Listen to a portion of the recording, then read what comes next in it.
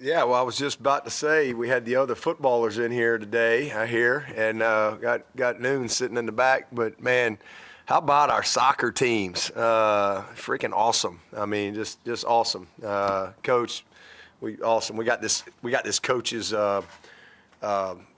group text, and it's always fun, to see all the emojis and all the stuff that's going on when, you have a great moment like that. And basketball off to a great start with a big win up there in Asheville. It was really cool. Don Munson and Beret had where's Beret? Oh, you're awake. Okay. Them boys had a big few days back and forth, but man, women and men's basketball off to a good start, and our soccer teams. I mean, it's fun. It's fun to watch, and I think we got maybe one of the best lacrosse signing classes in the history of lacrosse going on right now. So a lot of good things going on. A lot of fun this time of year because it's kind of you got fall sports, spring sport, everything's kind of happening all together. But we're pulling for our women's soccer team to keep it rolling, and for Noons and the boys to go get another one here. So it's going to be fun. But great opportunity again this week. November is here, and we're off to a good start and got an opportunity to have a great finish. It's a heck of a football team coming in. Doesn't get easier. This is another elite quarterback. And, I mean, this guy's going to play – this guy's going to play football for a long time. If good Lord keeps him healthy, he's going to play a long time. And so it's one of those cool opportunities to play against one of the best. He's a great one and makes everybody – they got a lot of good players, but he's one of them guys that, he makes the coaches better. He makes the fans better. He makes the popcorn taste better. Everything's better when you got a dude like that, under center. So great player and a great matchup. They've had a heck of a year. They're coming off a big win. We're coming off a big win. So, both teams will want the same thing. So we've got to have a great week of preparation. Off to a good start last night. Love Mack Brown. Y'all know that. He's a great friend and someone that I've always had a tremendous amount of respect for. And, always tough to compete against his teams. They're always well coached. And, again, it starts with their offense. I mean, they're third in the country. So last week I think that bunch was 14th in the country. And here we go. They're third in the country, about 500-something yards a game. And just do a great job with all their schemes around a lot of zone, a lot of swap zone stuff and million RPOs and play action game. And, again, you got a quarterback that he's just back there having fun. He's got some toys to play with. I think this is probably as good a back as we've seen. He's elite. I mean, leads the league in rushing. I think he's second in the nation. I mean, he's elite. Tight end, that's a great player. They got them receivers out there. Obviously number 9 is a guy that everybody talks about, and as they should. But man, them other guys are good too. I mean, they got some guys that with a lot of experience that have made a lot of plays. They've spread the ball out. It's pretty well distributed all across the board. The running back's very involved in the run game. A lot of screens. So it's just a well-coordinated deal, very balanced. And they've only turned it over 8 times all year long. So they've done a good job taking care of the football and got an experienced group up front. But tempo and trying to manage the tempo and trying to affect this quarterback obviously is the biggest challenge because they do a great job. And then over on the defensive side, saw some of these guys last year. So I think they're big up front.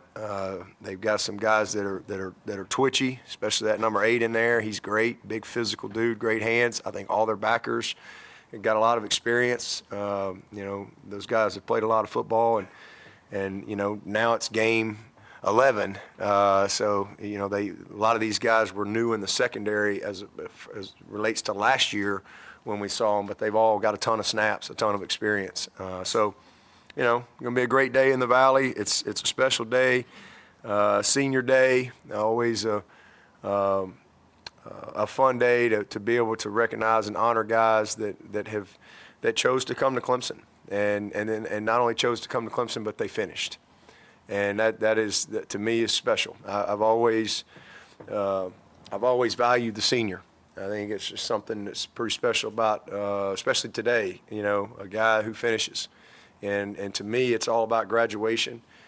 Football, sometimes it works out the way you want, sometimes it doesn't. This is a hard game. It's not a game with a long shelf life. It's not a game of longevity. And so, to see these guys come to Clemson, some of them graduating in 3 years, 4 years, 5 years, whatever it is, and equipping themselves as men and equipping themselves with their education and just, a network and relationships and figuring life out. To me, that's a huge part of what college is all about. And I'm just really proud of them. Most people really have no concept of how hard it is to do what these guys have done and what they've had to persevere through, what they have to, everybody just kind of sees, you run down the hill and you get to, wear the Clemson helmet and you get a lot of good, cool gear and you play in front of lots of people, but there's so much work that goes into it that people don't see. There's so much, there's a lot of pain. There's a lot of again, perseverance, a lot of sacrifice and a lot of commitment that these student athletes have to endure over their time.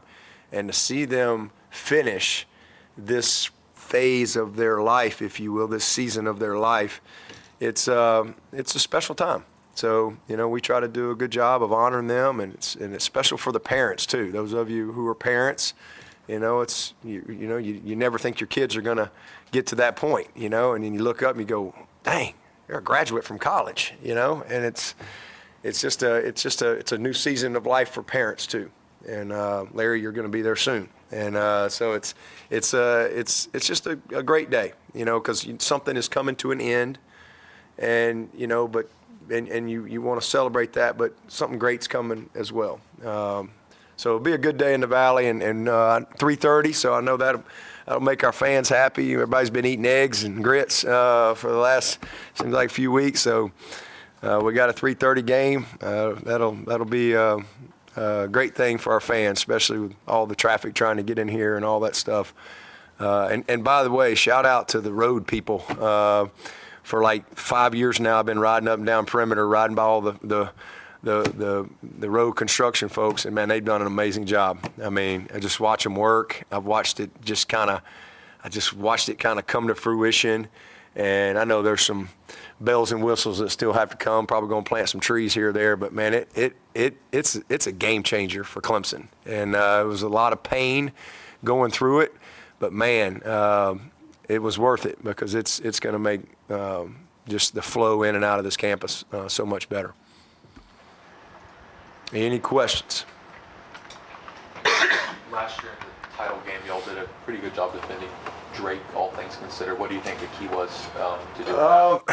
Honestly, we didn't do a great job. They had 26 first downs, and they were 9 of 16 on third down, and they were a lot more efficient than we wanted them to be. I think he was about 64% completion. So we didn't do quite as good a job as the score indicated. The difference was they were red zone. They were 2 of 5 in the red zone. We had a block kick. We stopped them on downs. We had 3 turnovers. And so, they kind of like we've done this year.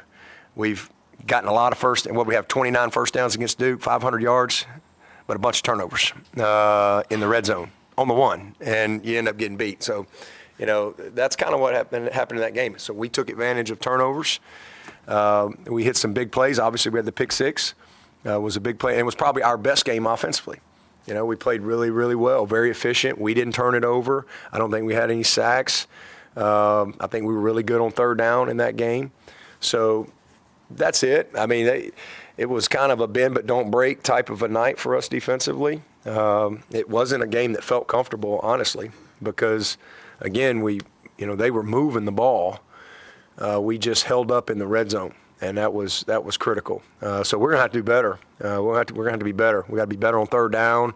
We've got to defend better on the back seven. That was probably the worst thing we did all last year was our pass defense, and we've made great improvements. But this will be a huge challenge, because they are a big play offense. I mean, like, massive explosives, and a lot of it comes from Drake. I mean, he's a guy that he looks to run.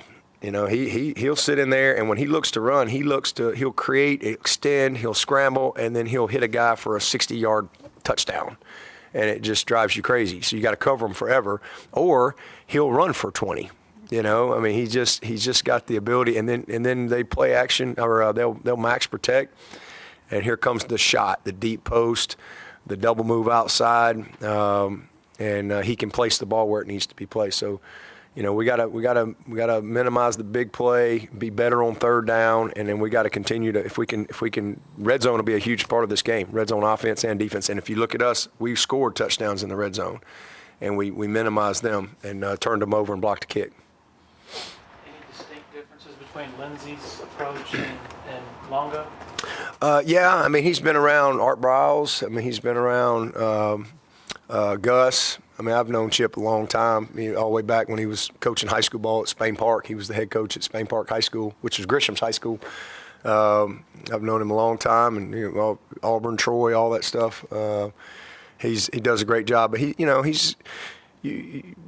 see some Malzahn, you see some Art Briles, you see the air raid stuff. You see a little bit of everything. They do a nice job, but he knows how to use what he's got for sure. A lot of weapons.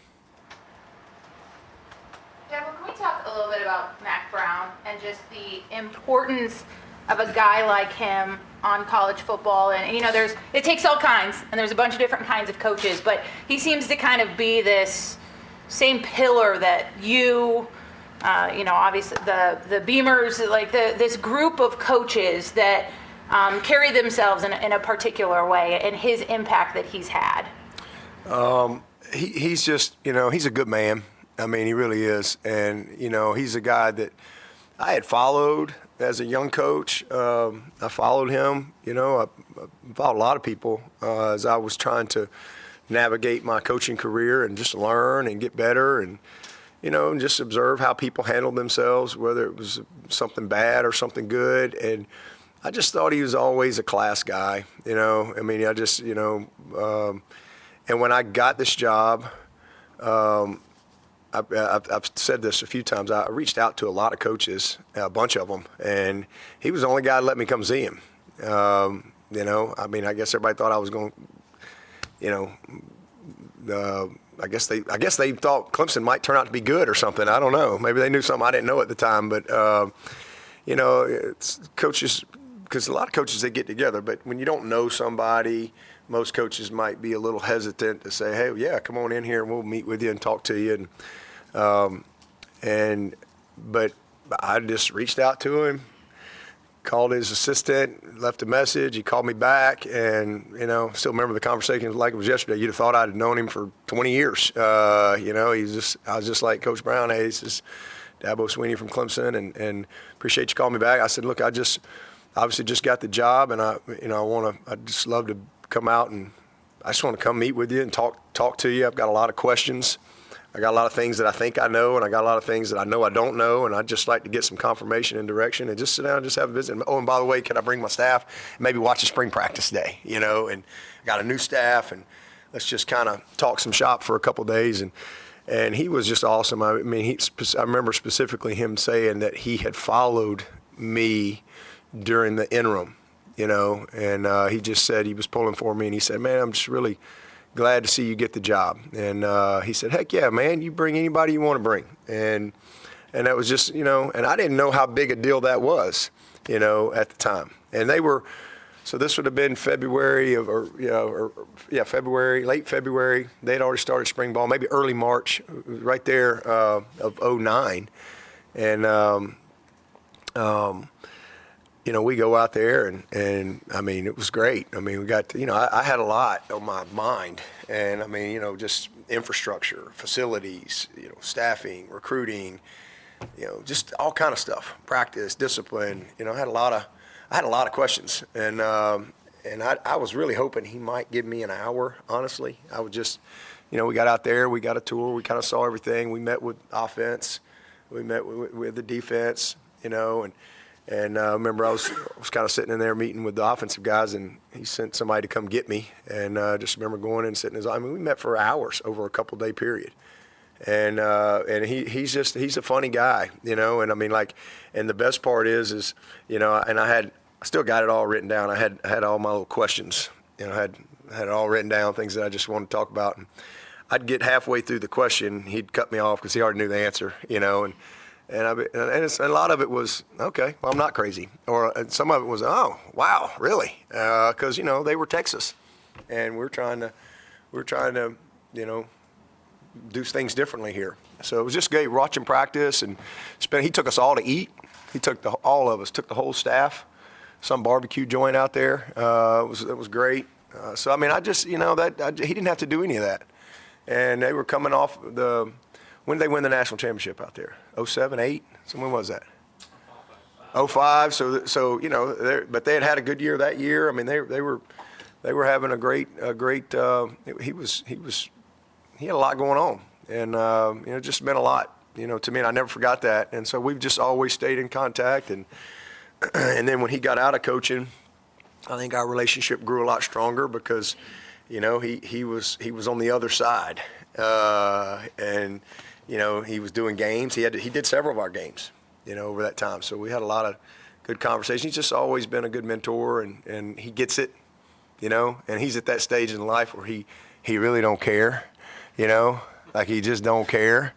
Like what are you gonna tell Mack Brown? You know, he ain't worried about it. Like he's gonna do what he thinks is right and what he thinks is best. And if it offends somebody, he don't care. And so he's just at that point in life, you know, and he's earned that. But he loves the player, and he loves what he does. That's why he went back to coaching. He didn't go back to coaching because he needed to make money. He went back to coaching because he really loves the player, and he wanted to, you know, do what he's done, make North Carolina, you know, relevant, right? And he's done a heck of a job. I mean, they've been in the championship game. They're a great program. They've recruited really good players, and you know, it's been fun to watch him have success. You know, I don't think he wanted to. I don't think he was happy with how things ended at Texas, and you know, so it was a good reset for him. That's had an impact on you, though, because you and I have talked a little bit about this. But you invited North Dakota State down when you were the head coach, or when Chris Kleiman was up there, who's now with K-State, and he raved about that impact. And so that lasting impact that a relationship can have, and I guess I'm wondering how that's affected you personally and the way you approach coaches. Yeah, well, I mean, I try to always respond to people, you know, and we you know, I mean, I'm not going to let Beamer come down here and hang out, but, you know, I mean, it just is what it is. But I mean, we have an open door policy here. I mean, we have coaches from all over come, you know, and I mean, all over, all the time. I mean, I've met with lots of head coaches. We go places. Sometimes we may not go there or here, but we meet other places. And, you know, I think that's what's unique about our profession. I always have said that. I think the coaching, we compete, we battle, but, you know, then we get together and we swap notes, right? Like it's a unique business that way. You know, Coke doesn't gather up with Pepsi at the end of the year and go, all right, boys, let's see what we got this year. How'd we do? And, you know, Nike doesn't call up Adidas and get together and, you know, share notes. But football coaches do that. But for me personally, I mean, I know I've benefited because other people have been gracious to teach and help me learn. And I've always taken a lot of pride in giving back that way. You know, that's the way I can pay back a guy like Mack Brown, who really helped me, is to help someone else. And I think that's very important. To do that. And just like when I was out of coaching, the 2 seasons that I was out of coaching, I mean, I can't tell you how many people I called. I didn't even get a call back. You know, I didn't even get a, you know, like, thanks for the resume, you know, we'll keep on file, you know, nothing. So I've tried to always be responsive that way throughout the years. What did you know you didn't know on that trip to Texas? I didn't know a lot. There was a lot I didn't know. A bunch of stuff I didn't know. But yeah, I got all kind of notes. Maybe we'll write a book together one day about my trip to Texas. But yeah, it's It's kind of cool, because fast forward, everything's turned around. We got a quote on our wall in there that says, we want to be like the elite programs in the country, the Clemsons of the world. And I think it was Tom Herman who said it. Anytime we get one of them quotes, we got a big quote wall. You've probably seen it in our building over there. And that's kind of a cool thing. Whatever year that was when that happened, made the wall.